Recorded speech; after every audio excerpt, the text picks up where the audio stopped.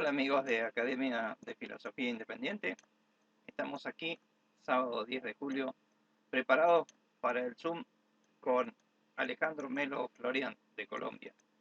Y bien, minutos antes del inicio de la grabación, estábamos hablando de la importancia de la participación de los miembros en, en, en este tipo de actividades. Así que los dejo con el inicio del video. Gracias. ¿Admite algún otro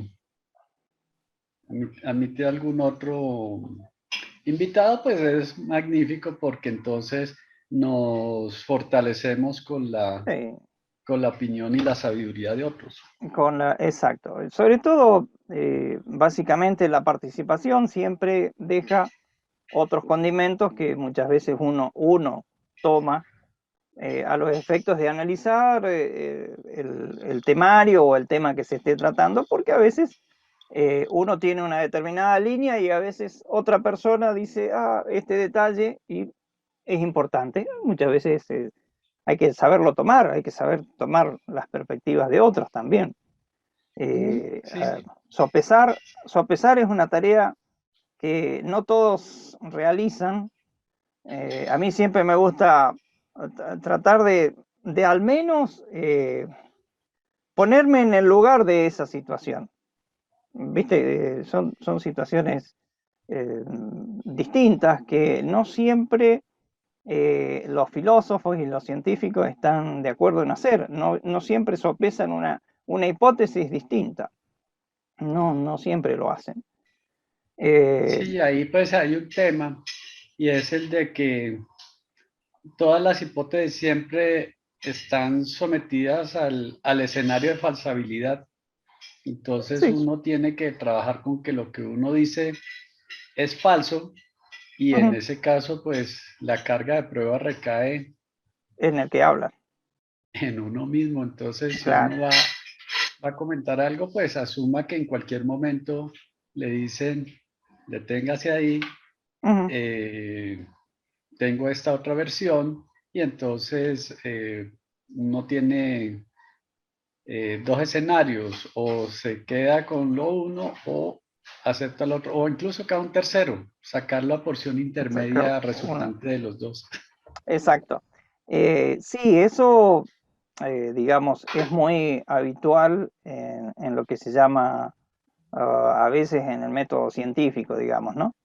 En cambio, en el aspecto filosófico, pasa más a ser una cuestión subjetiva que objetiva, ¿cierto? No, pero yo tengo esta posición y el otro dice, no, pero yo tengo esta otra. No, pero aquel dijo tal.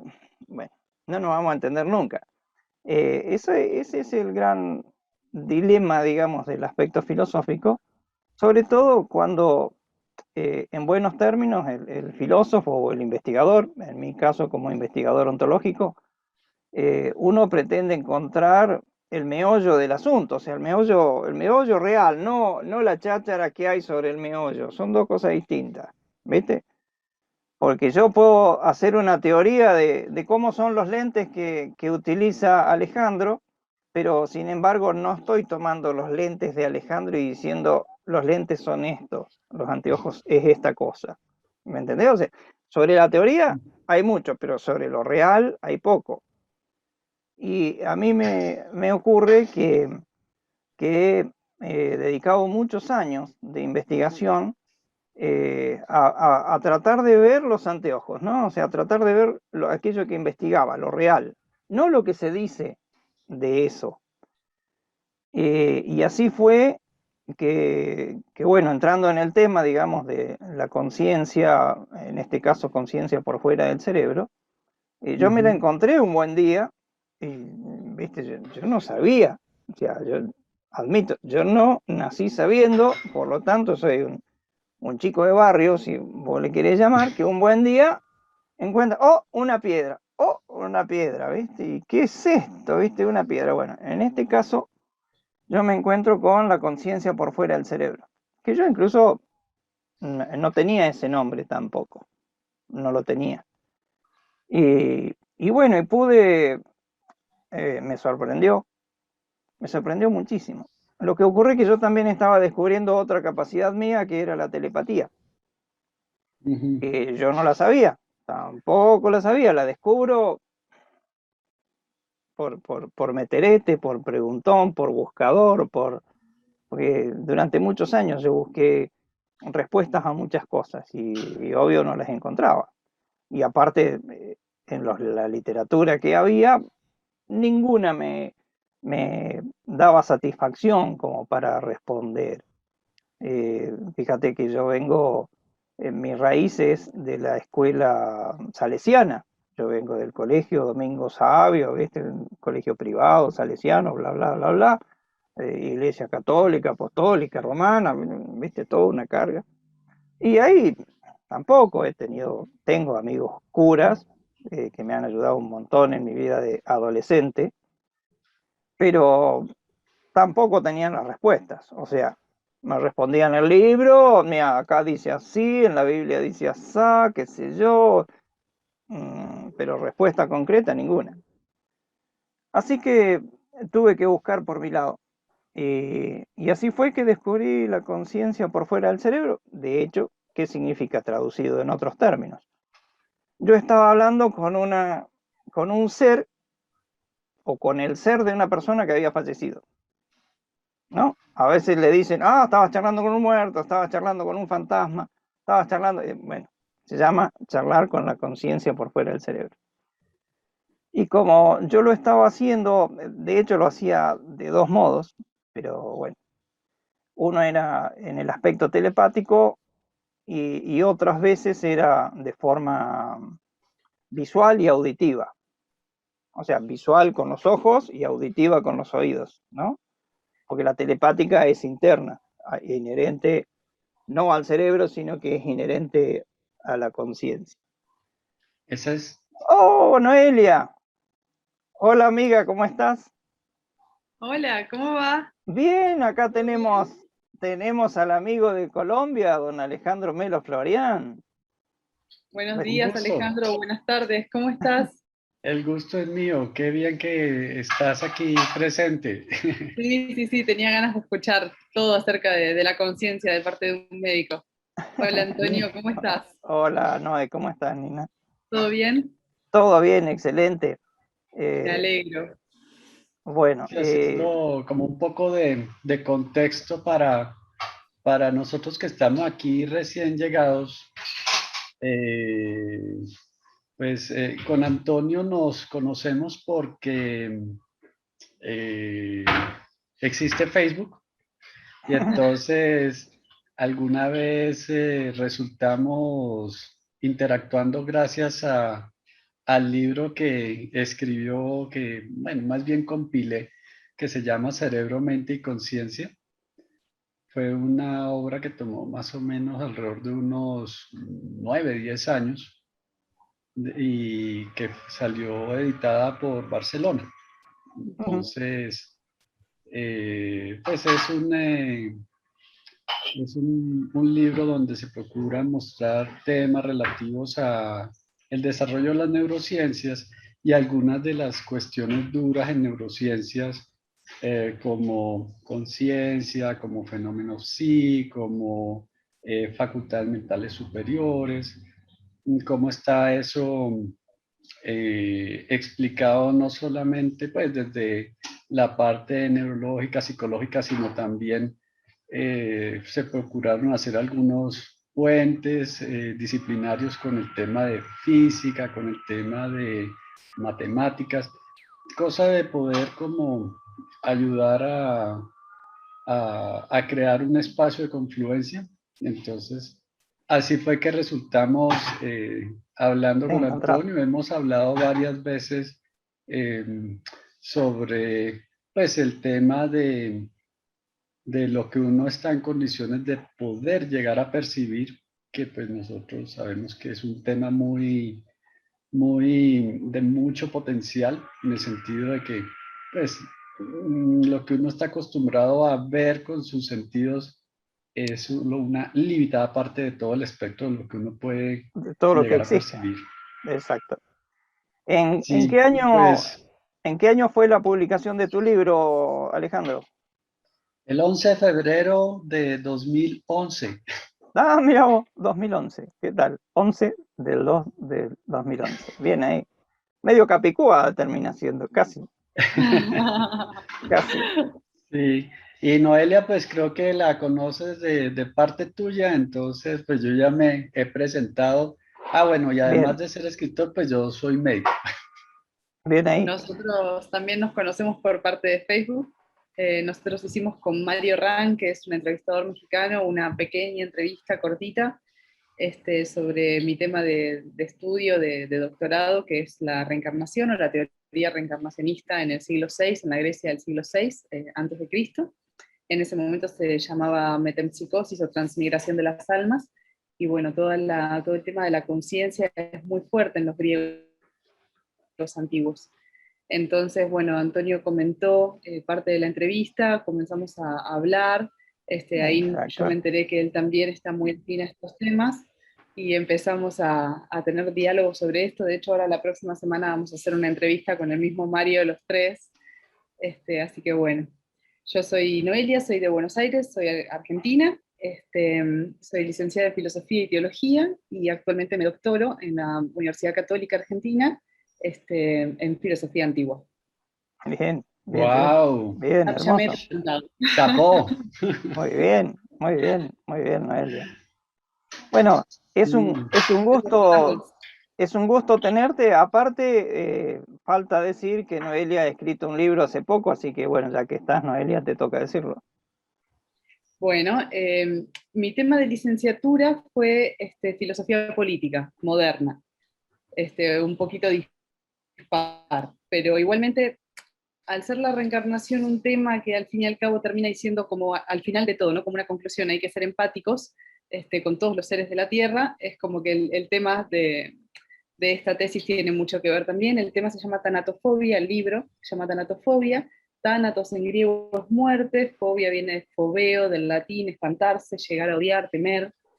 Y es una respuesta a la aporofobia que escribió una filósofa española y de hecho insertó esta palabra dentro del mundo de la lengua de la Real Academia Española. Aporos viene del griego antiguo, significa pobre, el sin recursos, el mal visto, y bueno, fobeo lo mismo, ¿no? Temor, odio, aversión, llegar a espantarse. Entonces es como el llegar a espantarse por el pobre, el temor al pobre o el llegar a odiar al pobre. Y la tanatofobia es como una respuesta a la aporofobia. ¿Por qué? Ujú. Gracias a Dios tengo la posibilidad de viajar mucho y cuando he estado del otro lado del charco varias veces, yo Ah, qué lindo. disfrutando de una playa y otras personas esperando, Mm, algunos rescatistas esperando pateras que estaban llegando del otro lado del estrecho, este, nada, a punto de hundirse, con gente arriba. Entonces, en terrible. esta capacidad que tiene el primer mundo constante de cerrar las fronteras, de armar CIE, centros de aislamiento, de hacinamiento, y de dejar al otro a morir, básicamente, la respuesta que tiene este otro en muchas menores condiciones de posibilidades Posibilidad. es muchas veces la muerte. Es Mm, fue el caso de, ¿cómo se llama? Del niño turco que murió en las costas de Mm, Turquía, y que es Nilüfer Demin, era una periodista, justo pasó por ahí, sacó la foto, bueno, es la foto de la desidia, ¿no? sí. Así que bueno, es una respuesta de esta gente a la incapacidad de ser empáticos, justamente. Sí, de tremenda. hecho estábamos hablando con Antonio de pues, el tema conciencia como campo, curiosamente, que él estaba comentando que se lo había encontrado y es una cuestión muy interesante porque resulta que el tema de reanimatología, de toda la gente que se ha salvado de la muerte clínica, entonces, curiosamente, pues hace que todo el mundo describa una experiencia muy similar. Entonces, la presencia de lo que Freud llamaba la sensación oceánica, la de tener unión con todo, la de no sentirse dividido con nada, la de que uno está conectado con todo lo que le rodea. Una palabra sánscrita que existe para eso es el Tatvasi, tú eres eso. Entonces, cuando uno se reconoce en todo eso, la sensación de, la sensación de vivencialidad es única porque uno no se siente vivido con nada. Y resulta que eso forma parte de un estado alterado de conciencia, y ese estado alterado de conciencia que así lo describen, pues a uno le toca aquí ser muy cauto con el lenguaje, porque eso es también ser respetuoso con todos los que han investigado antes y que se han tomado la molestia de difundirlo. Entonces ellos le tienen ese nombre. Hay una plétora de nombres para esto. Entonces, dentro de ese campo de la reanimatología, entonces pues toda la gente, mucha de la gente relata pues esa sensación oceánica, la sensación de encontrarse con ese ideal espiritual que puede ser independientemente del nombre, o Jesús, o Mahoma, o Buda, o la mamá, o la Virgen, o la Madre Teresa, o los padres, o un ser de amor. Y y esa figura le está diciendo, mira, tú todavía pues estás en el proceso de expresar lo mejor que puedes llegar a ser. Entonces, aquí no te toca, no es el tiempo. Entonces, en ese momento llega y se regresa. Y digo que hay muchas cosas de espectro, porque así como esto se mueve como las curvas de la campana de Gauss. Hay gente con una experiencia prototipo, hay gente con otra experiencia más prototipo, y hay gente con experiencia negativa. Hay gente que dice, estuve en el infierno, allá Sí, olía sí, sí, indescriptiblemente feo. horrible. Todos los seres con los que me encontraba transmitían agresividad, eran odiosos, sentía miedo. Entonces, que no son muchos, pero hay quien los Hay quien describe. las tiene. Sí. Entonces, estamos hablando de eso con Antonio. Y bueno, aquí vamos conectando poco a poco todo el tema. Todo el tema. Yo, sabes que al respecto de lo que vos dijiste, yo no tuve, a ver, esto es raro lo que voy a decir, no sé si lo conocían, yo no tuve una SM, o sea, una experiencia cercana a la muerte. Y traten de escuchar esto. Yo estuve muerto, o sea, yo morí en el 1998, o sea, hace 23 años. Yo sufría, perdón, en aquel tiempo de una dolencia en la cabeza, en el cerebro, y bueno, me hice una resonancia magnética, ¿no? Sí. No arrojó el mejor resultado. Yo tenía complicaciones, digamos, en unas arterias que irrigan el cerebro, y bueno, como no tenía dinero en ese momento, no había forma, yo dije, bueno, yo seguí para adelante hasta donde dé. Y así estuve muchos meses con dolor de cabeza impresionante, las 24 horas del día, los 7 días de la semana, los 30 días del mes. Así que bueno, trataba de llevar mi vida. Al tiempo uno de alguna manera se acostumbra al dolor, lo siente un poco menos. Tomaba unas pastillas distintas que me aliviaban un poco, pero yo estaba trabajando. Y un buen día soné, o sea, un buen día el dolor era absolutamente terrible.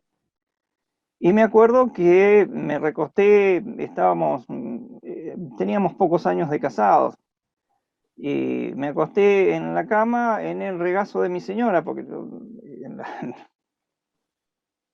no, no me bancaba más. Y me acuerdo. Y, y sé que en un momento me dormí, desapareció toda sensación.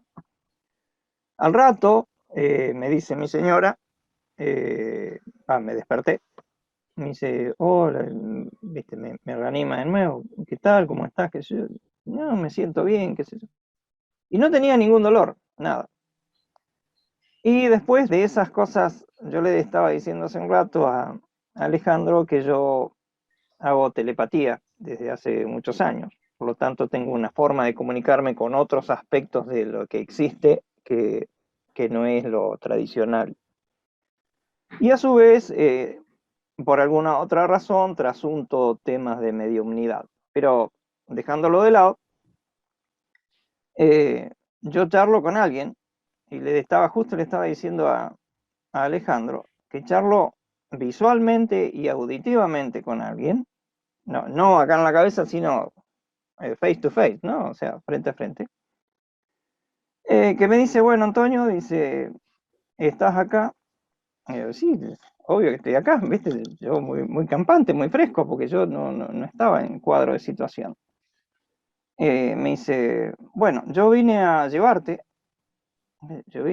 acordate la imagen de la parca, ¿viste? Que la parca te viene a llevar. Bueno, con ese estaba hablando, con la parca, digamos, con el ser que nosotros en el lenguaje cotidiano decimos, coloquial le llamamos la parca. Así que estaba hablando con ese ser y me dice, no, yo venía para llevarte, pero me dijeron de arriba, que te deje. Y yo le pongo mi mejor cara de asombro. Entonces le digo, ajá, ¿y por qué? Dice, porque vos respetás la vida. Vuelta otra vez la cara de asombro. Está bien, yo me conozco, reconozco que respeto la vida, pero, ¿viste? Aparte con quién estaba hablando, que yo ya me había dado cuenta. Me dice, ¿recordás la vez esa que vos salvaste a una persona que se muriera en el mar? Ah, sí, me acuerdo. Unos 3 años atrás yo había salvado a una persona que se ahogara en el mar, en las grutas, en Río Negro, en una playa, en un balneario, Alejandro, de acá. Y sí, me acuerdo que me metí al agua, ¿cierto? Bueno, me metí, buceé, estuve por atrás, lo saqué a flote afuera y me fui, desaparecí de escena, no quise, yo en ese momento estaba muy encaminado con el tema de la meditación budista y tenías que trabajar con el ego y toda esa historia, entonces, viste, me fui, yo dije, no, el ego no me va a pegar, no me voy a quedar ahí como el héroe que salvó al muchacho, qué sé yo, porque yo lo vi, claro, es cierto eso, eso pasó por mí también. No quise quedarme como ningún salvador de nada, y yo dije, bueno, un esposo vuelve a la señora, digamos, la familia, o vuelve a ser padre, vuelve a ser amigo, o sea, volvió, porque el tipo se estaba muriendo. De hecho, habían ido 2 familiares de él a rescatarlo y se arrepintieron y volvieron para atrás. Yo me enojé muchísimo. Entonces me metí yo. Bueno, el hecho es que yo me fui, pues desaparecí. Seguí en el balneario y después, bueno, me encontraron, me agradecieron, bla, bla. Pero cuando estaba hablando con este ser, luego de mi momento de muerte, me dice, bueno, gracias a eso, dice, es que me dijeron que te deje. Dice, cuídate, estás colgado de 2 broches como una ropa mojada. Dice, de 2 broches. Donde uno se cae el otro. O sea que no, digamos, no hagas tonteras porque te vas. Y la próxima vez que yo venga a buscarte, te llevo, no importa lo que digan de arriba. Entonces, para mí fue muy importante eso porque me di cuenta de que existe una jerarquía, de que existe un universo paralelo, ¿cierto? Yo ya sabía que existía el universo paralelo, pero no sabía de la jerarquía. Y bueno, ahí me quedé. Y yo soy otro tipo desde ese momento, desde 1998. Por eso soy tan loco cuando escribo, cuando hablo, cuando enfrento a una persona, a un científico, a un filósofo. Yo lo enfrento porque sé otras cosas, simple y sencillo.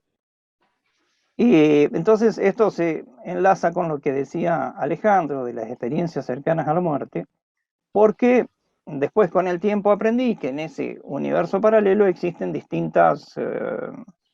como distintos grados, digamos, evolutivos.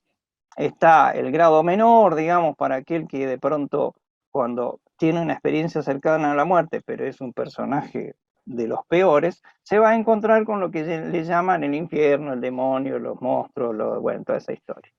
Como otros que están más en la línea de lo espiritual y muy encaminado con, vamos a suponer, la idea de Jesús, porque otro puede ser la idea de Buda, el otro la idea de Mahoma, o sea, cada quien con su pensamiento. Entonces, para que no, para que el ser que parte, digamos, para que el humano que parte del mundo terrestre no se encuentre muy distinto de la realidad que tenía, entonces se va a encontrar con esa figura, ¿cierto?, que estaba representando en su ideal, el ideal religioso, ¿cierto? Entonces hay distintos estados, o sea, que en ese universo paralelo existen diversos grados evolutivos de conciencia. No es una sola conciencia donde van todos juntos, no. Son distintos grados. Y son miles de grados, ¿no? Porque hay miles de estados evolutivos en el humano. Entonces he aprendido todo eso. Incluso una de las cosas que aprendí después, que no lo supe, no quiero acaparar todo esto, pero bueno, termino con esto.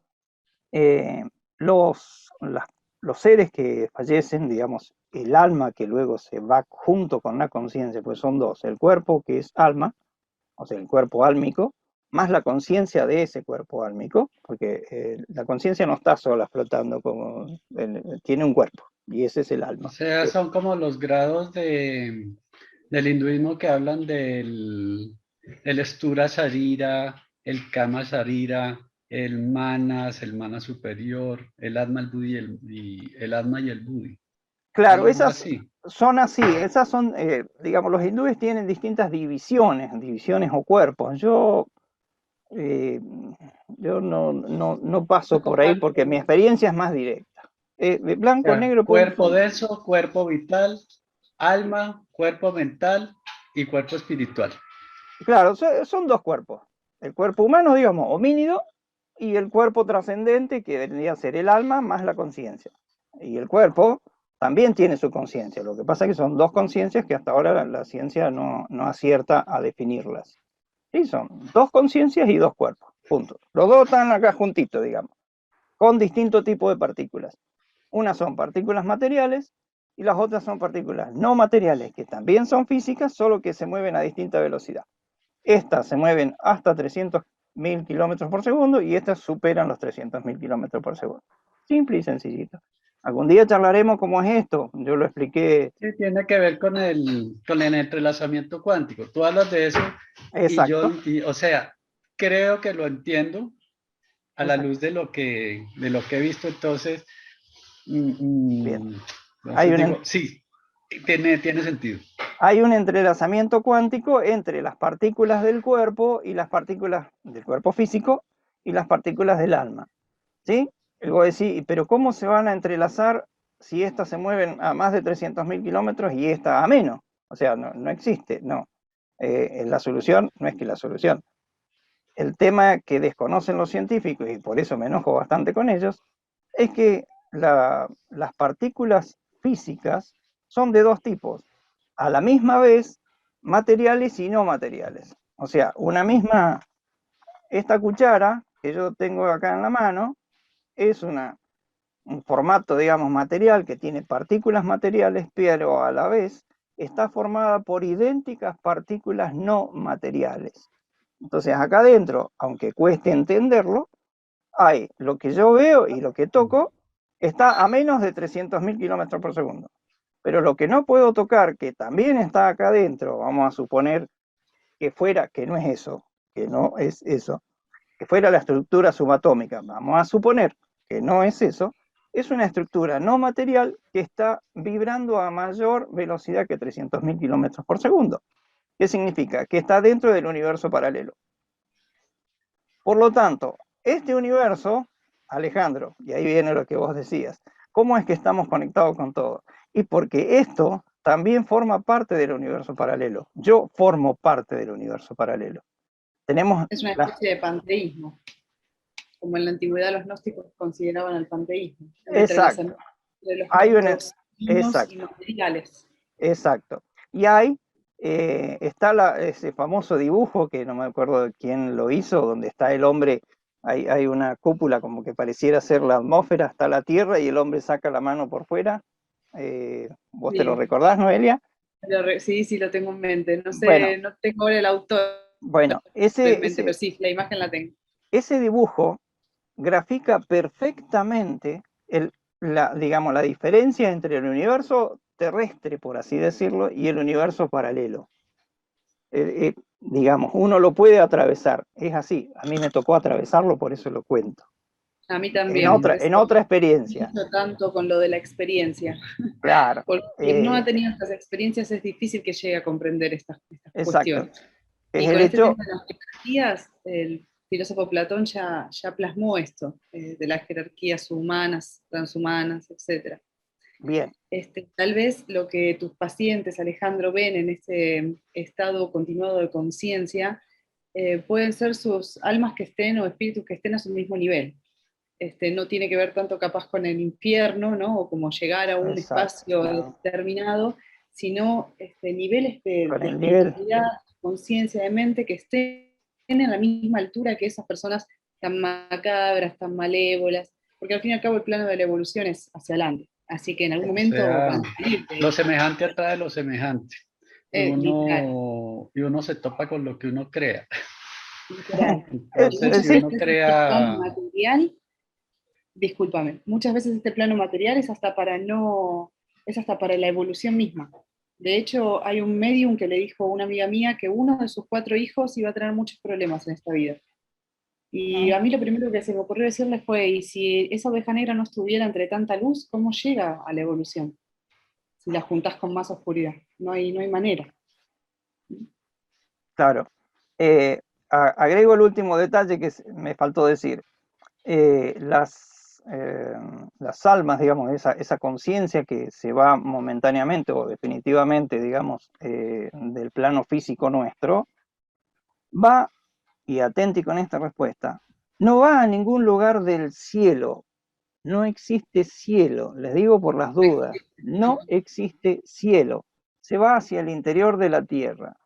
Se va hacia el interior de la Tierra en ciudades o lugares digamos, muy particulares, diagramados no por el hombre, sino por seres que están manejando todo este tema de la reencarnación, etcétera, etcétera. Pero es en las profundidades del planeta Tierra. No es que hay una caverna que nosotros vemos y entramos, no, dentro del universo paralelo, en el mismo lugar existe otra historia distinta donde uno miraría una piedra, miraría un estrato terrestre. te hago una pregunta ahí, Antonio. Mm. Hay una frase alquímica, una palabra alquímica que es un acrónimo que es vitriol, que es el latín. De pronto está relacionado con eso que dice visita interiore terrae, recordando invenies occultum lapidem.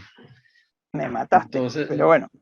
me hiciste acordar de eso porque cuando existen como esas transformaciones alquímicas, le dicen, usted va a ir al interior de la tierra y para poder sufrir transformación alquímica necesita sal y agua.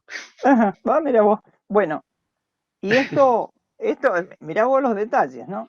Yo esto no lo sabía. Este detalle que les acabo de decir a ustedes no lo sabía, lo supe hace, ponele 3 años, si es que lo supe. O sea que no es tan novedoso, yo venía investigando mucho este tema digamos, de la conciencia por fuera del cuerpo, o sea, bla, bla, bla, bla. ¿Y cómo es que lo sé? ¿Porque lo adiviné? No, se lo pregunté a un amigo, tengo un amigo murió en el 1973 y charlo con él muchísimas veces, ¿cierto? Entonces un día me animé a preguntarle, digo, che, cuando vos te moriste, ¿fuiste para el cielo? O sea, ¿qué se veían? ¿Nubes? ¿Qué onda? O sea, contame un poco dónde fuiste. Y dice, no, me dice. ¿Charlar en estados de meditación, Antonio? No, face to face. ¿Te parece? Algún día charlamos ese tema de la mediumnidad, pero no, con un medium. ¿Sí? Bueno, entonces me dice, no, hacia abajo, hacia la tierra. Dice, nunca fuimos para arriba. Así, pero medio como enojándose. No se enojó, pero como tengo mucha confianza con él, te imaginas en muchos años de charla, Me dice, no, hacia abajo. Dice, la luz que se ve es cuando vos bajás hacia la ciudad encendida, digamos, porque es una ciudad que tiene luz que no tiene poquito, digamos, hay una luminosidad que emana de las paredes del lugar, digamos, ¿sí? Es una situación muy especial. Lo entiende aquel que ha tenido un viaje astral. ¿Has tenido viaje astral, Noé? Sí, Ah, bueno, sí. entonces, bien, somos No, dos. pero he leído. Bueno, el tema, cuando vos tenés un viaje astral, Antonio, sí. Oh, discúlpame, ¿cómo hilvanas esto que te ha dicho tu amigo de que fue para el centro de la Tierra, que es como ir hacia abajo, con esto que te pasó en tu experiencia personal, donde me dijeron de arriba que no te lleve? bueno, lo que ocurre Es una es, buena pregunta. no, muy buena pregunta, aparte estabas muy atenta a la variación y eso está perfecto. Se está tratando de comunicar Rosa Herrera desde España. Eh, Todavía no La lo veo, logra, pero recién apareció y desapareció. Ella es, bueno, una mujer que me quiere mucho, yo también, y es de España, una taxista de España. Bueno, ¿cómo es que los de arriba me dijeron? Resulta ser que en el plano intraterreno, por así decirlo, ¿no? Yo ya sabía de las ciudades intraterrenas, toda la historia, tengo un libro aparte, si después gusta, no te lo paso. claro que sí.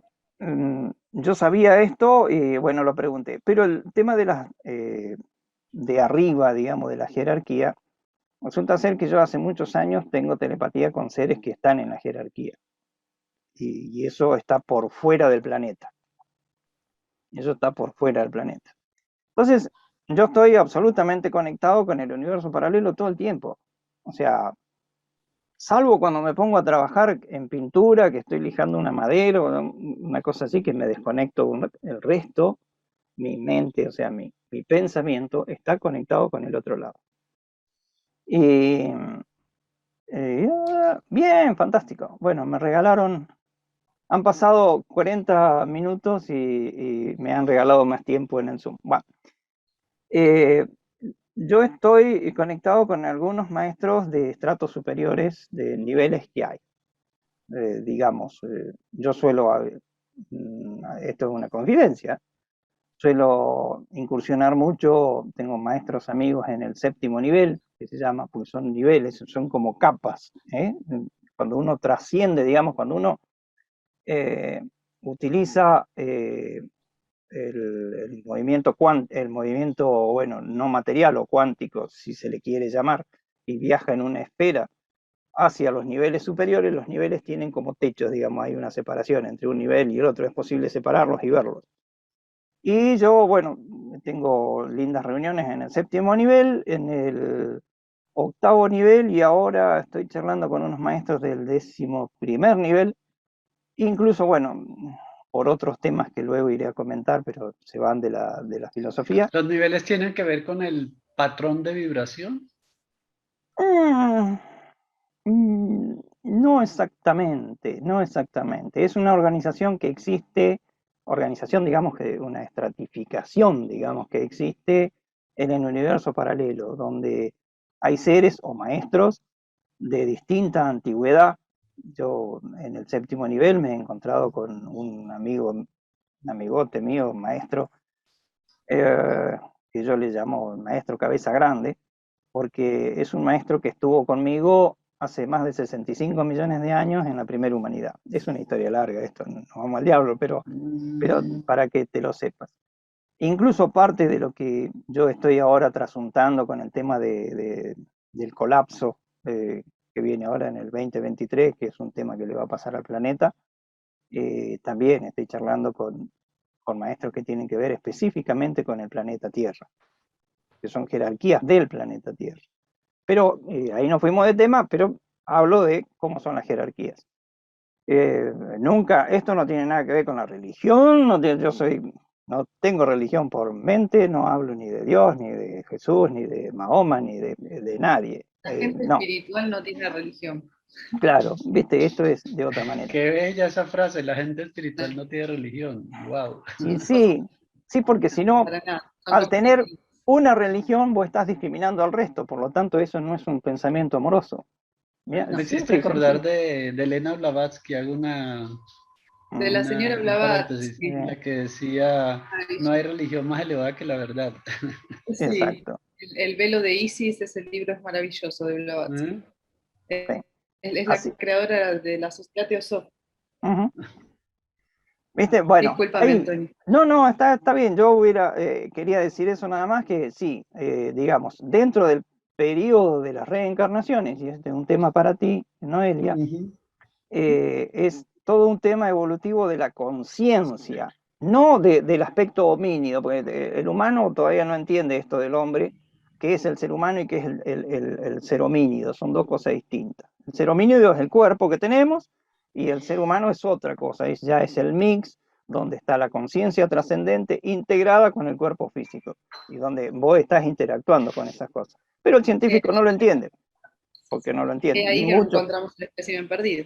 Claro, Sí, ¿viste? Esa es la historia. el tema ahí es el estilo de producir conocimiento que tenemos, y ese estilo tiene que ver con dividir, hacer análisis, hacer análisis, hacer análisis, y resulta que pues uno se está topando con con los cimientos, con las energías, o sea, uno está destruyendo el edificio y está diciendo, este edificio está hecho de sílice, este edificio está hecho de arcilla, este edificio tiene algunos fragmentos de carbono, tiene algunas cosas metálicas de aluminio. Es un edificio que está hecho en un 95% de arcilla Claro, y lo cuantifica, pero destruyó el edificio. claro, Es como por si ejemplo. cogieran como si cogieran un libro y dijeran, es como si cogieran el Quijote y lo quemaran. Entonces los residuos de cenizas muestran que está hecho en un 95% de carbono, Claro, en un 5% de sílice, sí, pero Pero se perdieron todo el no, significado del Quijote. exacto, exacto. literal. Entonces nuestro estilo de ciencia analítico pues es muy preciso para llegar a los componentes micros, que entre otras generan siempre Confusiones, más preguntas que respuestas. exacto, exacto. Y Eh, nos hace falta una empezar visión, una visión a ser global, integrativos, exacto. a volvernos holísticos, a empezar a integrar las cosas. Y el tema de reencarnación, pues aquí nos permite ayudar a reencarnar, a integrar muchas cosas. Y leí cosas de reencarnación cuando era joven, yo ya no soy tan joven. Bueno, pero Y bueno, ese tema de metempsicosis me llama muchísimo la atención. ujú, Es que la metempsicosis antigua no tiene mucho que ver con, con lo que se considera reencarnación hoy, que hoy la ven más los psicólogos, psiquiatras. Las teorías de la metempsicosis en el occidente del siglo VI pitagórico eran consecuciones progresivas de rituales, de ritualísticas, de purificaciones, de integración de la persona con el todo, con el mundo, con todo lo circundáneo. Tanto que llegaba a ser el hombre como un dios. Por eso en en estas escuelas, en la escuela de Crotona, no se aceptaba a cualquiera. De hecho, hay una anécdota en el mundo antiguo que dicen que un gran político fue rechazado y fue el motivo por el cual después la escuela pitagórica de Crotona cayó y se incendió, la incendiaron, y destruyeron porque no lo aceptaron a él en la escuela, pero claramente un alma que estaba dispuesta a destruir a otra por no ser incluido en ese círculo, claramente que no es un alma que está preparada para acceder a los altos rangos del conocimiento esotérico. exacto, Eh, perfecto. Así que bueno, es muy distinto. Muy distinto. Incluso en aquellos años muy lejanos, obvio, se tenía una idea distorsionada de lo que era la transmigración, porque en realidad pensaban que estaban ocupando el cuerpo de otro. Ese era el tema de la ocupación, y en realidad no es así. No. Yo en el libro mío, Metafísica a priori y trascendente, de alguna manera ejemplifico bien, o explico de mejor manera, cómo es el proceso del alma conciencia, o sea, el alma y conciencia trascendente, porque trasciende el momento de la muerte física, ¿no?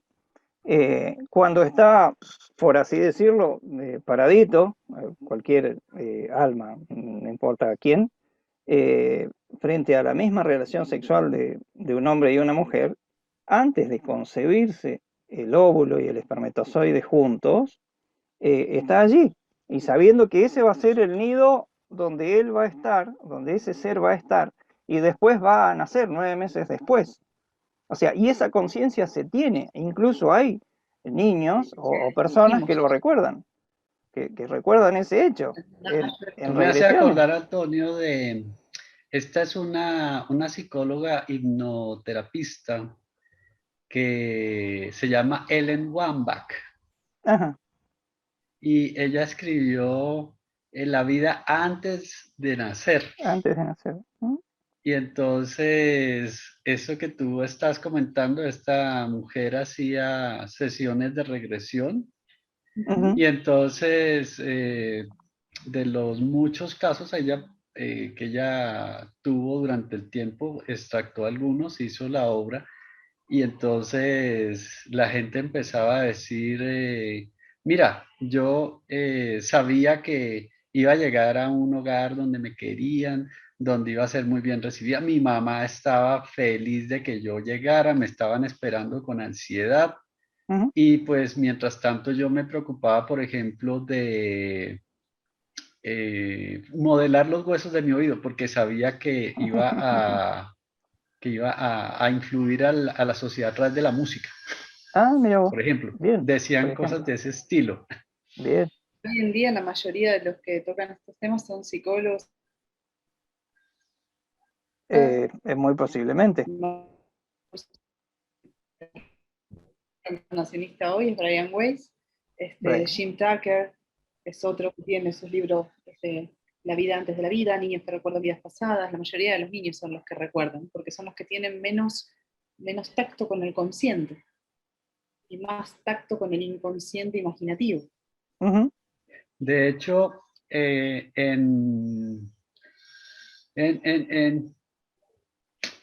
me perdona si me equivoco de universidad, creo que era en Harvard, 1930, tenían unas conferencias sobre reencarnación. Ajá. Sacaron un libro sobre la reencarnación a lo largo de la historia. Y la idea de volver siempre está presente y expresada con diferentes palabras. Ujú. Entonces, uno no sabe mucho de cultura africana, Ujú. pero en ese libro se encargaron de hablar creo que era bantúes, si mal no estoy. Y entonces había una palabra que decía, Yetunde, volvió mamá, cada vez que nació una niña. Ajá. Ah. Babatunde, volvió papá. Y hablaban también, eso era en África, que en Israel, los que hacían Talmud, los expertos en Talmud, los Talmid Hakam, eran versados en ese estilo de misterios de las cosas que les ocurrían a las almas, y ellos tenían un término que era el Rashid Gilgalim, que era las almas están circulando. Gilgalim es de Gilgul, Gilgul es círculo. Ajá. Entonces, que uno lo escucha la palabra Galilea, Guelil al Goyim, el círculo de los paganos. Ah, Ese mira. era Galilea. De allí se fue para el Y ahí fue famoso donde nació Ouroboros, Jesús, o ahí fue donde predicó teoría del Jesús. eterno retorno. Yo les pido, o sea, ustedes sigan dialogando, tengo que salir medio minutito y vuelvo a Por escena, ¿sí? favor, por Un favor. segundito. No hay problema. Bueno, Alejandro, hay un filósofo muy importante acá en Argentina, Conrado Egersland, que hizo como una recopilación. Conrado de Conrado Egersland. Eyerclan. hizo como una recopilación sobre las analogías que hay entre los famosos filósofos antiguos y las sociedades primitivas de hoy, a lo que él llamó los filósofos salvajes, que las sociedades primitivas de nuestros días son los filósofos salvajes. Las Porque sociedades tienen primitivas, entre comillas. En realidad muchas veces los primitivos somos nosotros, ¿no? Nosotros estamos peor. Estamos Nosotros estamos más divididos. Esa mucho sensación más. de división que tiene la gente ahora es terrible. Y la sensación de división, estaba leyendo la otra vez, tiene que ver con que uno tiene una concepción fáustica de la vida y una concepción muy dividida de la vida. Y entonces la muerte es el fin. Y entonces, como la muerte es el fin, hay que aprovechar todo aquí y ahora. Entonces, Literal. se vale predar el mundo. Se vale depredar el De mundo, hecho, no hay problema, porque yo, el ego, tengo que ser feliz. bueno, de hecho, ego en latín significa yo. Así que imagínate que es todo lo contrario a lo que esa persona de verdad es. La manera de demostrarse. ¿Qué mundo ha sido más egocéntrico que el romano? Oh, sí, sí. El mundo romano he leído mucha historia romana. Yo te voy a decir algo, yo tengo el vicio de la historia desde chico. Yo leo historias desde que tenía 7 años. O sea que llevo 48 años leyendo historia. ¡Wow! Sabes mucho. Ignoro menos. Me gusta más eso. ¿Sabes? Entonces, esta gente tenía su propia concepción de la cultura y de lo que es el éxito. De hecho, esta concepción nuestra que tenemos volvió a ser romana después de que pasamos por el humanismo que después lo llamaron Renacimiento, Pero fue una y vuelta a las artes antiguas, así que prácticamente entonces nos pintan un humanismo que es muy, muy interesante porque entonces vuelve y se pone el énfasis en la razón humana, en la capacidad de poder hacer cosas, de poder descubrir cosas, de que apuesta en todo el lo que hombre. hace el hombre pues es algo interesante, algo bonito, y resulta que es lo único interesante y lo único bonito. Entonces, todo lo demás ya deja de estar allí. Y entonces el humanismo después tuvo una transformación como cuando el Transformer coge y se vuelve Transformer.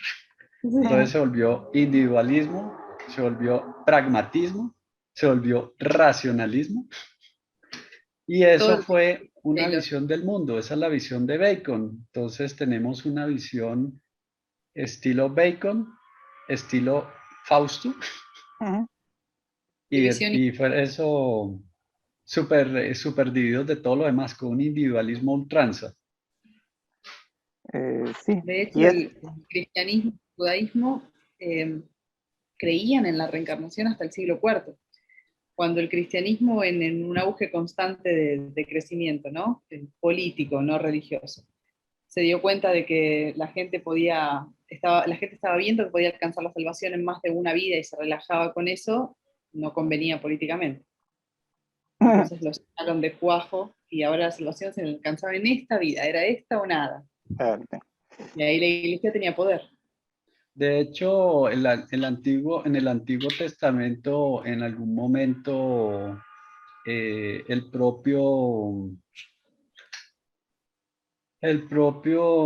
no es Herodes, sí, el Herodes, cuando se está viendo con Juan Bautista, le hace una pregunta y le dice, ¿eres tú Eliseo reencarnado? Eliseo no, el otro que andaba con Eliseo, eres tú, el que se subió al carro en el cielo, Elías, que Elías, después sí, a Jesús eres le decían tú, el Elías. me acordé del copiloto de Elías, que era Eliseo. Entonces le dijo, ¿eres tú Elías reencarnado? Y entonces le dijo, no, no soy él. O sea que en el Antiguo Testamento sí había ideas de Alusiones. reencarnación.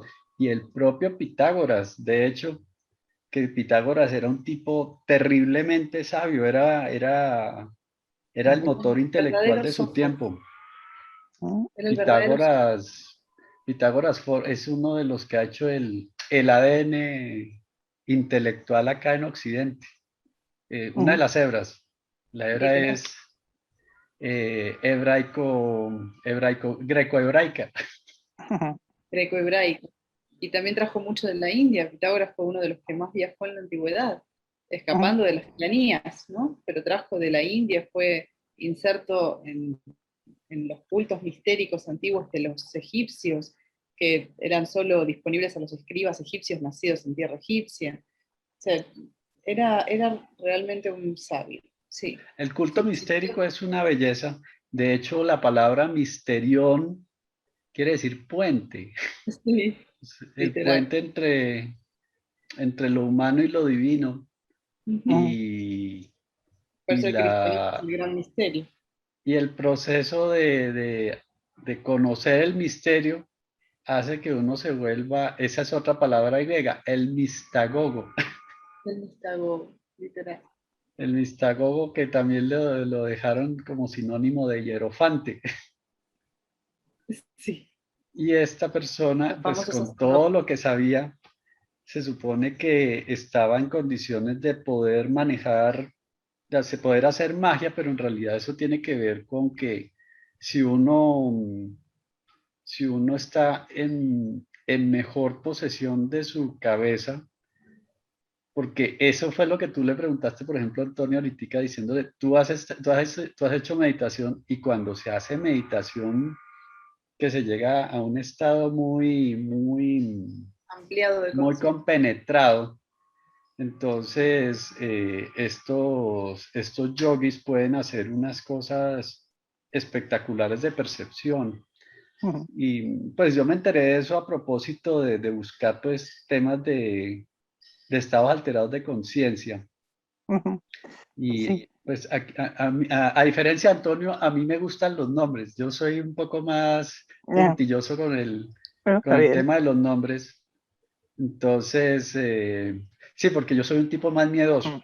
Mm, está bien. Entonces, Pero vos, y el miedoso pues es el susto de que de pronto uno, uy, no le entiendo lo que está diciendo. Entonces, pues si otros ya lo dijeron, ahí lo llaman el estado alterado de conciencia. Y esos estados alterados de conciencia, por ejemplo, fueron los que escribieron estos Powell y Berger, diciendo en el yoga samadhi, Ujú, el yogi que está en un estado tal de conciencia puede describir cosas del nivel atómico o puede ujú, escribir cosas del tamaño de una estrella, de un sol. Ok, hasta ahí va interesante, pero en términos de hacer el paralelismo físico, ellos dicen, oiga, hay unas matemáticas que se llaman matemáticas transfinitas que describen esos lugares geométricos que pueden hacer que una esfera se reduzca o se aumente. Entonces, cuando uno hace ese estilo de meditación, puede puede tener percepción de otros niveles de realidad. Y lo cierto es que, pues, uno en filosofía le dicen mesocosmos. Los griegos en algún momento dijeron eso. El término está volviendo a surgir y está a mitad de camino entre microcosmos y macrocosmos. macrocosmos. Está volviendo a salir esta idea que en su momento la propusieron Boecio. ¿Te acuerdas de Boecio? Severino Boecio. Sí, Y literal, este otro, la eh, definición de filosofía. la consolación de la filosofía, y el que habló de la oración de la dignidad humana, que era Pico de la Mirándola. Piccolo de la Mirandola, sí. Pico de la Mirándola, uno de los que estaba en la corte de Lorenzo el Magnífico. Es impresionante lo que sabe este hombre, Antonio. ¿Viste? 4 años. Viste que Maravilloso. era interesante charlar, dialogar con Alejandro. Alejandro, Pero la idea no es decir, oye, ya sé, sino la idea es decir, mira, te estoy dando puentes para que sigamos hablando. exacto, bueno, vamos, obvio que vamos a seguir. Alejandro, yo quería comentar algo al respecto, porque en eso yo entiendo que filósofos y científicos no Ya vengo, ¿eh?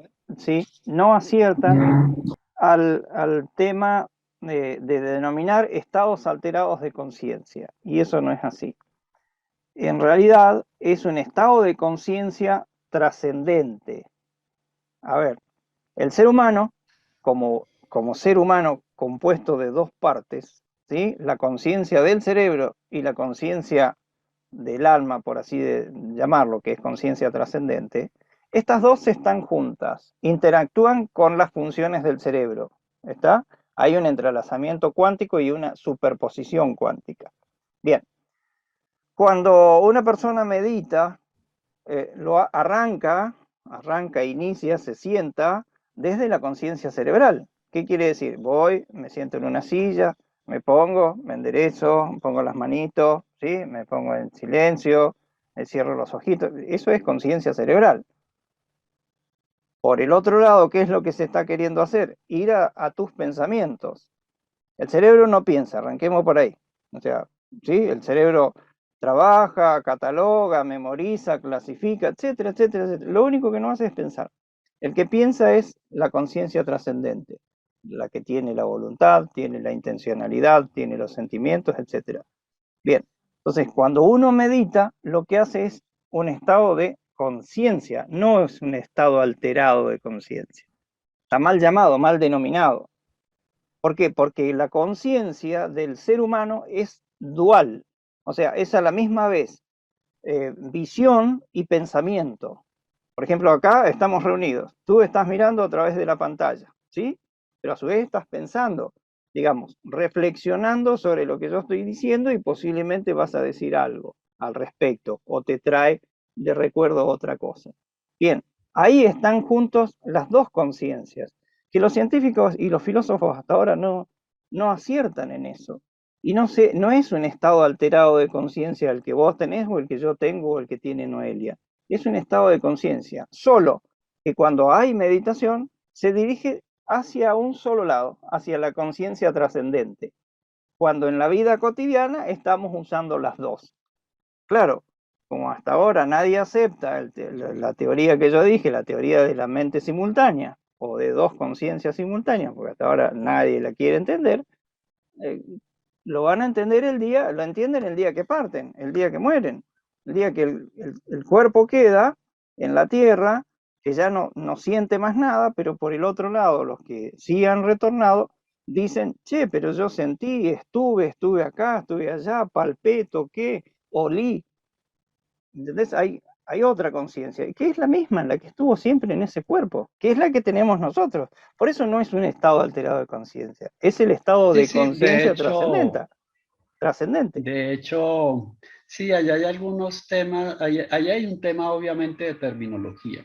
Exacto, exacto, Eh, exacto. lo curioso es que, pues, uno de los hombres expertos en conciencia que más ha escrito sobre eso en el mundo es Ken Wilber. Uh-huh, Y, y él empezó, pues, más allá del ego. uh-huh, Entonces empieza a interactuar con otros pensadores, con otros neurocientíficos. Por uh-huh, ejemplo, David Bohm, por uh-huh, ejemplo, Charles Start, y empiezan a sacar como un documento de consenso y como para que todos estemos hablando lo mismo. Y uh-huh, entonces la conciencia que tiene el humano común, iba a decir el hombre, pero dije, no, eso es inclusivo, el uh-huh, humano común, uh-huh, entonces, pues es una cuestión limitada que está en función de una función surge de una función emergente, Ujú. que por eso muchos de los filósofos dicen que la conciencia es emergente, que la conciencia Mm, tiene sustrato material, no, y que no es cierto, pero no, la dicen así. Y esa función emergente tiene que ver de una interacción, que esto es un tema interesante, con el medio. del manejo del lenguaje, Mm, de los recuerdos y de todas las aferencias no, sensoriales al mismo tiempo. no. Entonces, esa conciencia emergente es la que tienen los 7.600 millones de humanos que habemos en la Tierra en este momento. Y algunos llegan y dicen, eso que estoy percibiéndolo como esa función emergente, que ese es el ego, Ujú. resulta que es otra cosa que también uno está en condiciones de percibir, o sea que hay algo que percibe lo que uno es. Ujú. Uno percibe lo percibido, Ujú. uno percibe lo que es capaz de percibir, o sea que hay algo más allá de ese ego. Y Eh, esto fue lo que la gente escribió en el libro. Hay algo más allá del ego, Más y allá de eso es eso. lo que tú llamas, Antonio, muy acertadamente, la conciencia trascendente, que es lo que se conecta con el campo de conciencia cuando uno se muere, y es lo que está entorpecido por el cerebro.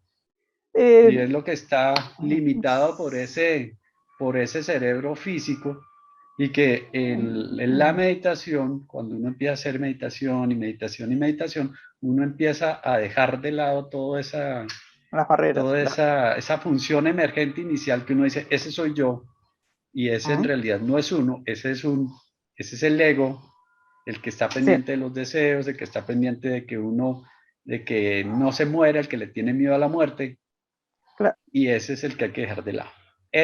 Cuando uno le dicen el ego es el enemigo, le hablan de eso. claro, digamos, yo a eso le llamo trampas neuronales, que en realidad es el patrón que toma el cerebro para tratar de moverse en el medio. O sea, tenemos un cuerpo físico y nos movemos en un medio y dentro de un sistema. Entonces, el cerebro, de alguna manera, toma pautas relativas a la educación, a la cultura, a la tradición, bla, bla, bla, bla, y se va manejando. Y se maneja con un determinado esquema, que bien puede llamarse ego. Pero resulta ser que la conciencia trascendente es la única que es reflexiva, o sea, es autorreflexiva, es la única que existe que puede reflexionar sobre sí misma. Tiene ese poder de espejo.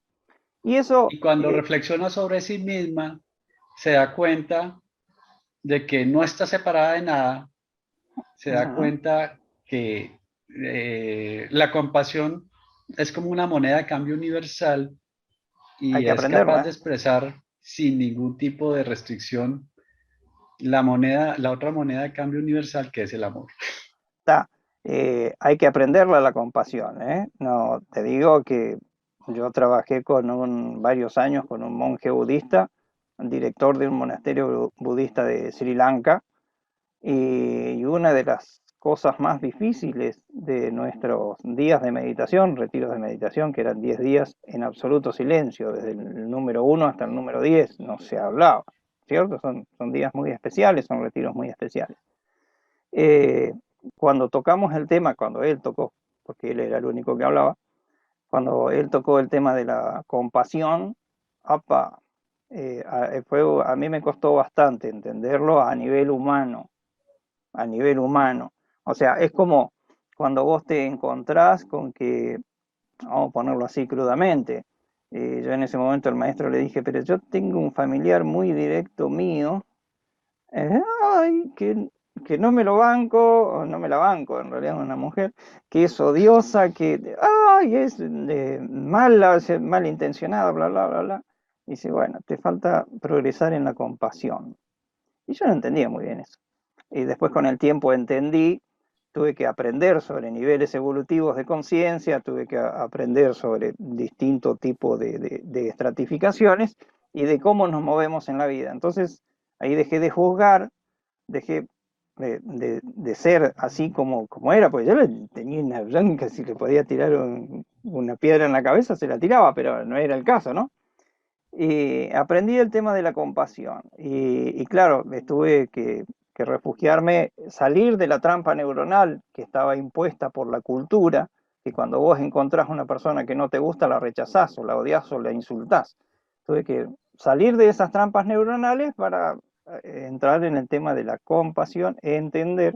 Entonces ahí muchas cosas tomaron otro sentido, un sentido muy distinto. Así Hay un que... concepto ahí que te interrumpo para complementarte, que tiene que ver con... el concepto físico se llama holomovimiento. Holomovimiento es una idea que me gusta mucho porque la propuso este físico que me encanta que se llama David Bohm. Ajá. Y el hombre entonces Disculpen, dijo... yo tengo que ir. Ajá. Disculpen, Bueno, nena. porque tengo una reunión y nada, pensé que eran 40, pero se me alarga y tengo que manejar todavía 130 kilómetros. Así que... Bueno, dejemos esto para una segunda parte entonces, Antonio, ¿te bueno, parece? estamos, Sí, estamos, Para bueno, que Noelia no se no se pierda pierda. nada. sí, porque Está quiero bien. participar. Bueno, bueno, iremos a organizar otra reunión de estas en breve y Pregunta, seguiremos con los temas.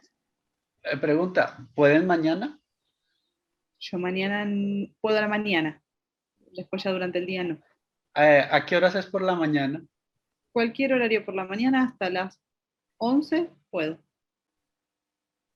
Hasta las 11 de acá, hasta las 9 de Colombia. Podríamos Se hace medio temprano. Que de 8 a 9 tengo compromiso. No, nos toca dejarlo para el otro fin de semana. Bueno. Ok.